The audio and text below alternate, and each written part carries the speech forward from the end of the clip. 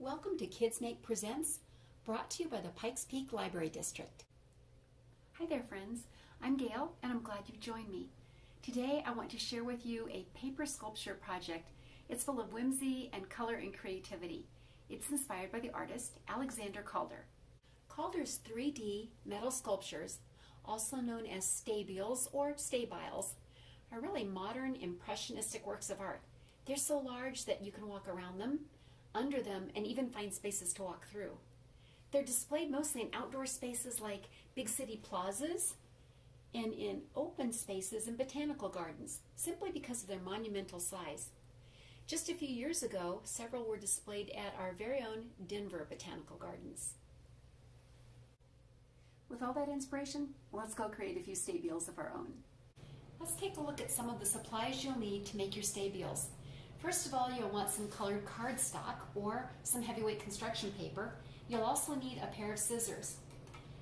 Some extras that you might want to have on hand are stickers to decorate. I use dots and rectangles. Some markers to draw your own designs. Some cut pieces of scrap paper that looks interesting to you, maybe cardstock or construction paper or scrapbooking paper. And some glue to glue it on. And then I also used a hole punch to add some holes for texture on some of my stabile sculptures. Now it's time to decide on your paper. Make a choice, and you're either going to fold that full sheet in half and use the whole sheet, or you can cut this down to a different size and start with something smaller. I'm going to use a smaller piece. I've already cut a smaller piece of blue, and I'm going to fold it in half, matching the edges and the corners. I'm going to use just that piece today instead of my really larger piece. This will make a nice one as well. I want to do something to make the top more interesting, to add a little something different to it. So I'm going to start by making a curve, and then I think I'll just go and make something that looks like little teeth or possibly the top of a castle.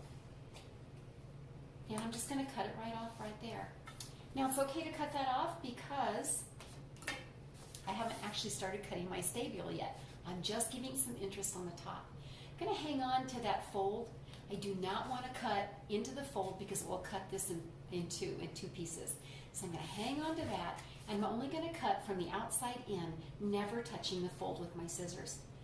Down at the bottom, I'll move my scissors in about 1 inch, which is quite a ways. You want a nice thick leg.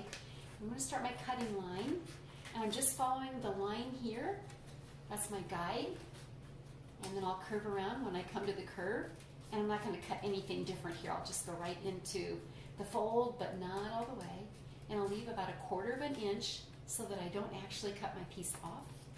I'm going to go down to the bottom and go in about 1 inch and cut again. I'll do the same thing. I'll just cut a curve, and I always stay about 1 inch below, almost 1 inch below the cut line above. And then I'll do one more. I see I've got room for one more. I don't want it to get too skinny. It will be like fringe instead of a nice heavy leg to hold up the stabile. So I've got to be careful and not develop any fringe. All right, so I've got my cuts made, and now I'm ready to turn my 2-dimensional piece of paper into a 3-dimensional stabile. So I'm going to set it down here.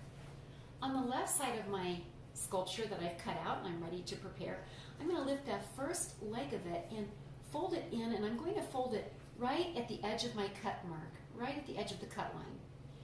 I'm going to do the next leg, but I'm going to fold it backwards. I think if I flip it, I can do a lot better job. I'll flip it over. Now I'm going to go back to the front, and I want to flip the next one forward and give it a nice sharp fold.